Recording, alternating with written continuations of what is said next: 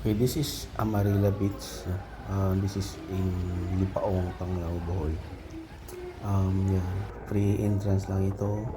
And wala masyadong tao kasi weekdays siya eh. So, this was on Tuesday, yeah. So, yan. Pumunta ako noon. Tapos, nag-check lang ako sa area. Ang ganda pala ng beach. White beach to. Tapos, malakas ang alon. Tingnan mo, konti-konti lang yung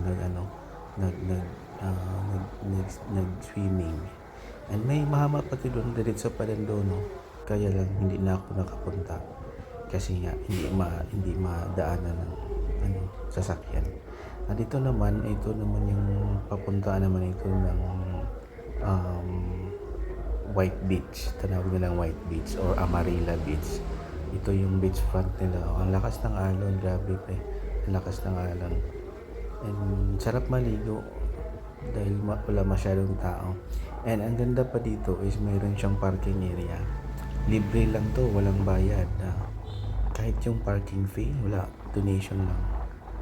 And may mga mabilihan ka namang pagkain dun sa dulo doon. May mga may mga resto, may mga tindahan mga sari-sari store meron.